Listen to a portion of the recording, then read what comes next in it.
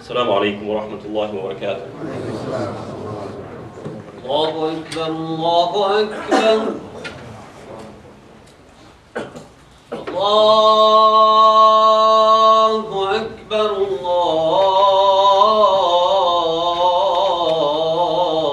الله أكبر. أشهد أن لا إله إلا الله.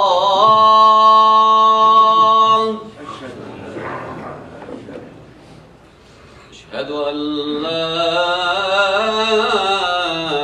إله إلا الله. أشهد أن محمدًا رسول الله.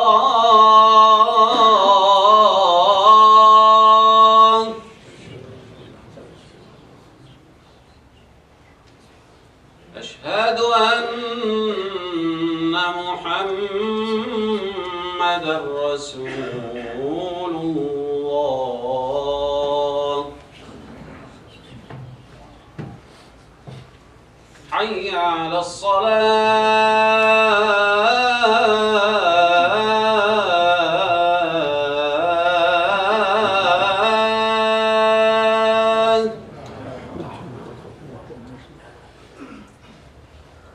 حي على الصلاة.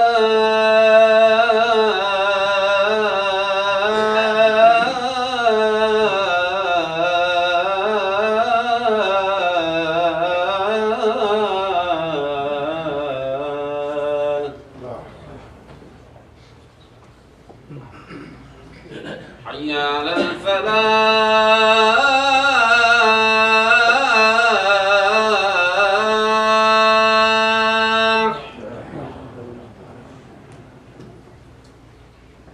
حي على الفلاح.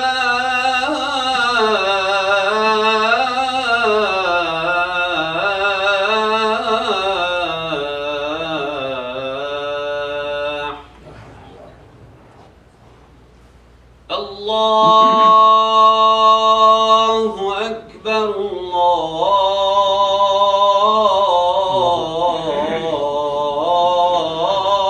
الله أكبر. لا إله إلا الله.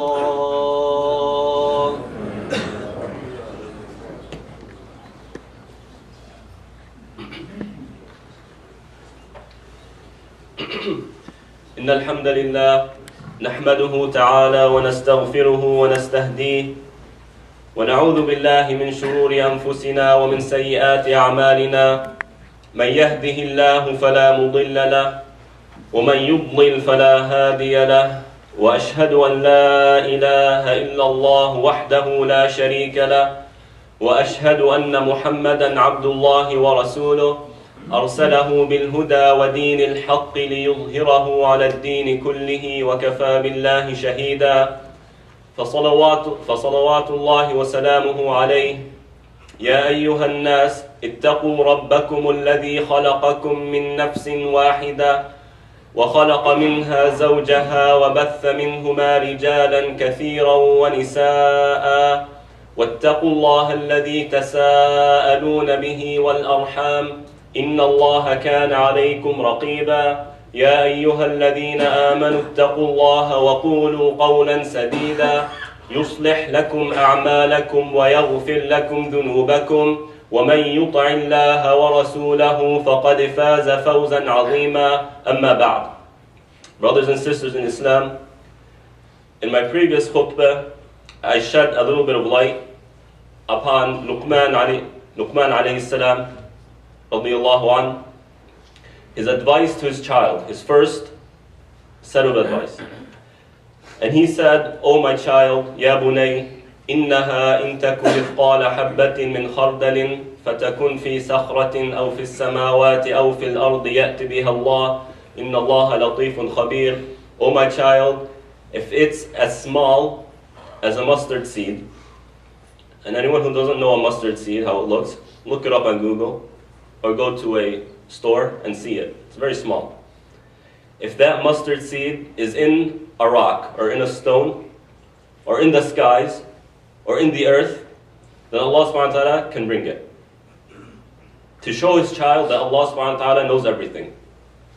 And then we discussed how us as Muslims living in our era, because of the history, or the recent history the Muslim Ummah has gone through, our understanding of this verse is very limited.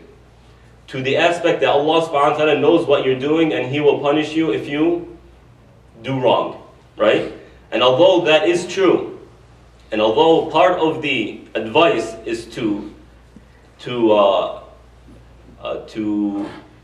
help the child understand that Allah subhanahu wa ta'ala is always watching him, so don't do bad, it's also to tell him that wherever you are, and no matter how small your good deed is, Allah subhanahu wa ta'ala will reward you for it. And no matter where you are, no matter how desolate the land you are in, then Allah subhanahu wa ta'ala is always with you, because He's your friend. And how Allah subhanahu wa ta'ala created you and me to have mercy upon us, not to punish us. And Allah subhanahu wa ta'ala created Adam alayhi salam where? In paradise. Because Allah subhanahu wa ta'ala meant for paradise to be the home of him and his descendants. Right? And today I want to continue upon this aspect, understanding Allah subhanahu wa ta'ala. And today I tell you that having a limited understanding of Allah subhanahu wa ta'ala is dangerous. And it leads not only to disbelief, but it leads to the rejection of the existence of Allah subhanahu wa ta'ala, to atheism. And today we see atheism spreading more and more. Now atheism is presented either in an academic form. They say there is no scientific proof of the existence of Allah subhanahu wa ta'ala, or it comes more in a commoner's form, in that if Allah exists, why is there so much evil on earth? If God exists, why did He take my child? And so on and so forth. Today I want to focus on the second argument, the second understanding, the commoner's understanding, not the first. So these individuals who come with this argument, they understand that if there is a God, then that God, by necessity, needs to be all good. They recognize that, and that's true. And that if there is a God, then that God can only be merciful, and that's true. And if there is a God, He can only be all-powerful, and that's true. Because the concept of a God is that He's supreme. Correct? But what they didn't understand are other aspects of Allah, of God.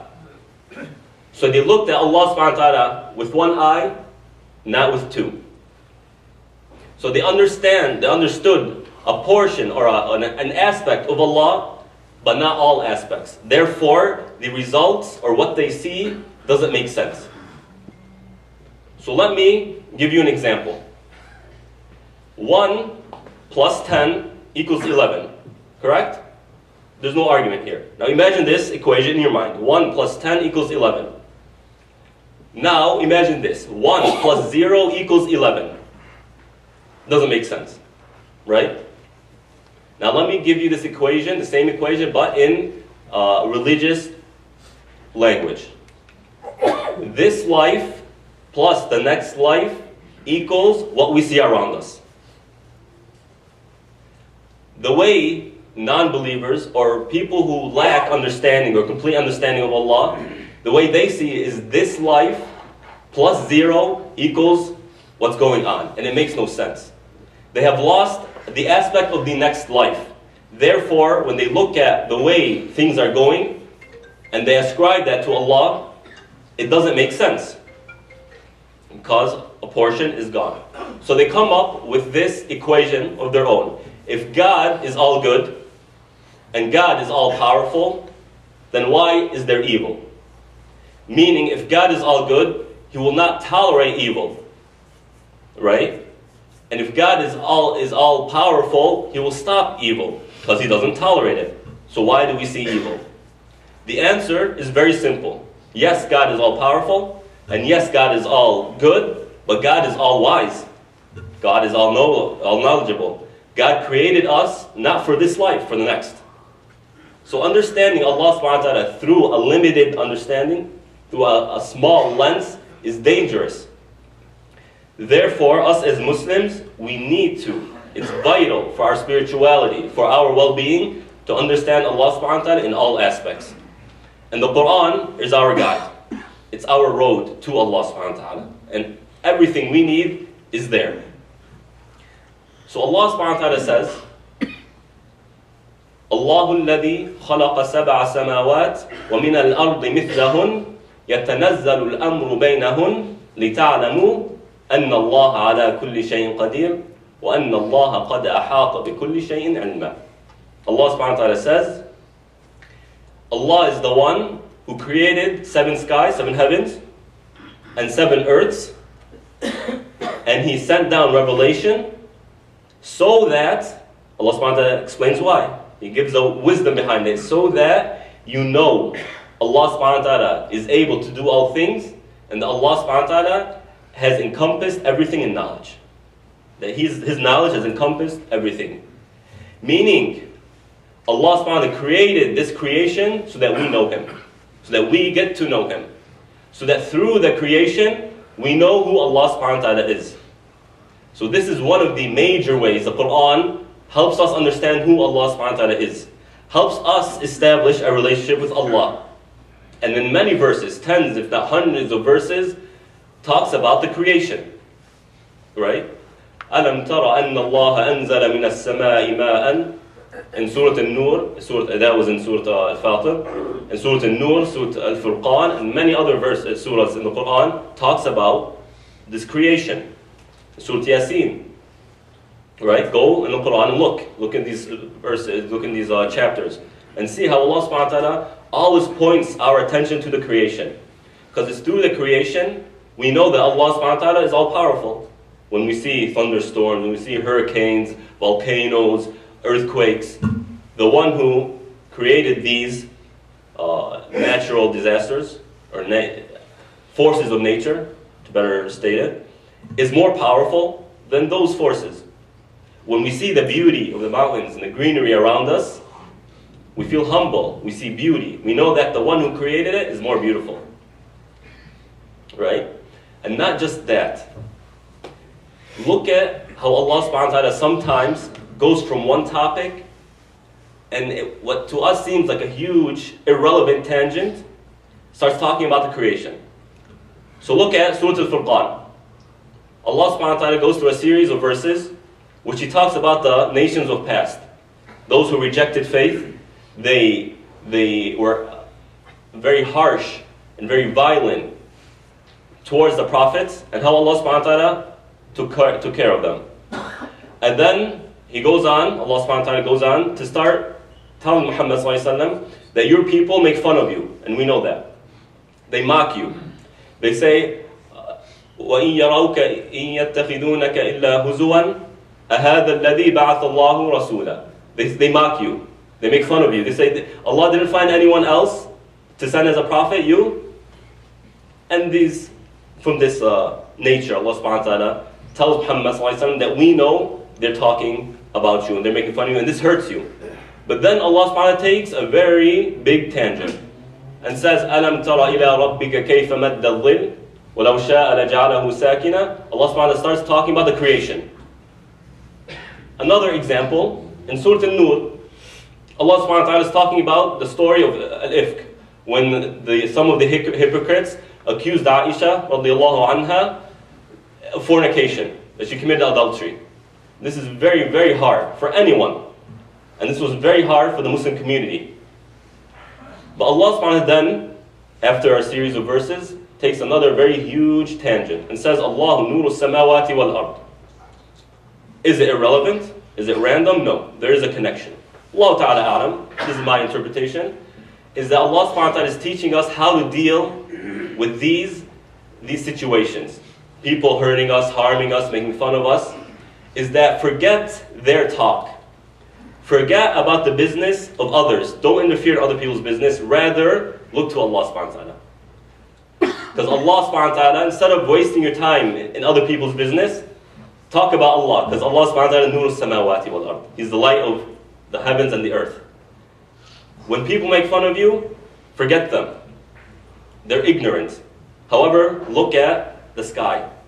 How Allah subhanahu wa ta'ala takes clouds, moves them, and expands the clouds, and brings rain. And that's beautiful.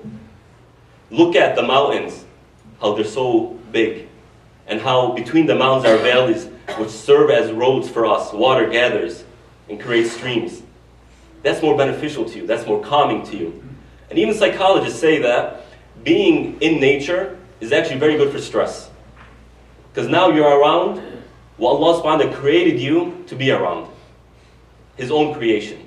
And it's through the creation we improve ourselves. We get to know Allah subhanahu wa ta'ala.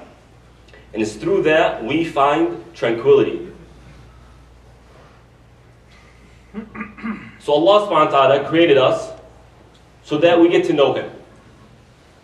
And I spoke about the creation around us. How about the creation of Adam alayhi salam? So Allah subhanahu wa ta'ala, when He created Adam, before He created Adam alayhi salam, He told the angels that I am creating in earth a successor. قَالَ إِنِّي جَاعِلٌ فِي الْأَرْضِ خَلِيفَةً. Right? I'm creating a successor in the earth. The angels questioned, said, Ya Allah, أَتَجْعَلُ فِيهَا مَنْ يُفْسِدُ فِيهَا وَيَسْفِكُ الدِّمَاءِ.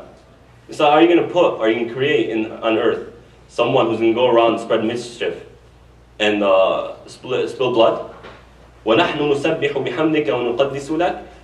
As for us angels, we are always doing tasbih. We're always glorifying you, praising you, worshiping you. We are more in right to be your successors, right? To be the successors on earth than these human beings who are going to go about, create mischief, and spill blood. Allah subhanahu wa ta'ala answered, قَالَ إِنِّي أَعْلَمُ مَا لَا تَعْلَمُونَ. Said, I know that which you don't. And then right after, Allah subhanahu wa ta'ala tells us the wisdom behind it. وَعَلَّمَ آدَمَ الْأَسْمَاءَ كُلَّهَا. And He taught Adam the names of everything. Knowledge. The essence of a human being is knowledge. The thing that differentiates us from every other species, even the angels, is knowledge. Us humans are the most capable species in taking knowledge, in developing knowledge, in building. And it's through that Allah subhanahu wa ta'ala brought about His wisdom of the creation of Adam alayhi salam. Right? So, the story goes on, Adam gets expelled, he comes back to this earth. And Ibn Qayyim, rahimahullah, said that Allah subhanahu wa ta'ala ما أخرج آدم عليه السلام من الجنة إلا ليعيده إليها بحال أفضل. That Allah subhanahu wa ta'ala didn't expel Adam alayhi salam from paradise except so that He returns him to paradise in a better state. Meaning, us humans, we know that we don't appreciate something until what? We lose it. And also those who live in a harsh situation and then go, they develop and they go into a better situation, the blessings come upon them, they appreciate it more because they know the difference between the two. Between not having something and having something. So Allah subhanahu wa ta'ala expelled Adam alayhi salam and put us on this earth so that we return to paradise in a better state. And how do we return to paradise in a better state? Because now, with knowledge, with the ability to sin, with free choice, meaning we choose whether we want to worship Allah or not, all of you chose to be here, and if we can take this time just to move up, please fill in the gaps, move up.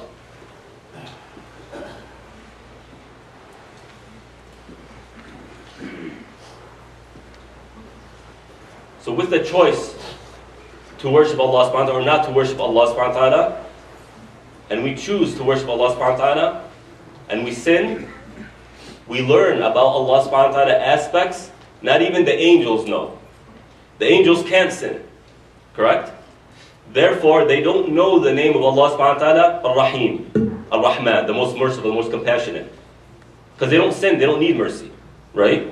In that sense, in the sense of sinning and forgiveness. Allah subhanahu wa ta'ala, Al-Ghaffar, Al-Ghafur, Al-Ghafir, the one who forgives, right? The angels don't know that name because they don't sin. We do. The angels don't know At-Tawwab, the name of Allah subhanahu wa ta'ala, At-Tawwab, the one who accepts repentance. We do, because we perform it. So we, as species, are able to understand and connect and build a relationship with Allah subhanahu wa ta'ala better than any other species. وَلِذَلِكَ خَلَقَكُمْ. For that reason, He created you.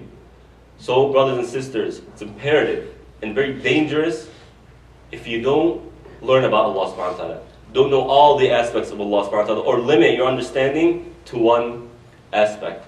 أقول قولي هذا وأستغفر الله لي ولكم.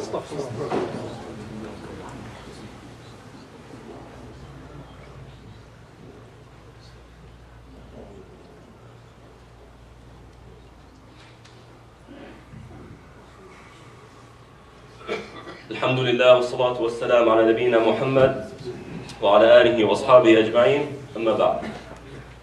I'm going to change topics now and remind everyone of something you all know. The virtues of giving charity.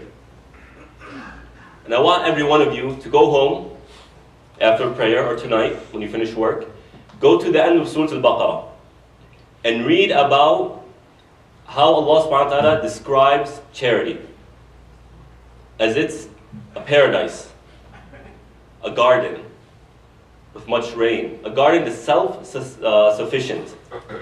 Okay? Today, outside we have a bake sale. You may have noticed. This bake sale is to raise funds for the people of Yemen. Yemen, a conflict which gets very little attention on the news, and therefore we pay very little attention to. So my brothers and sisters, please take this time to get reward and help our brothers and sisters in Yemen. Donate whatever you can.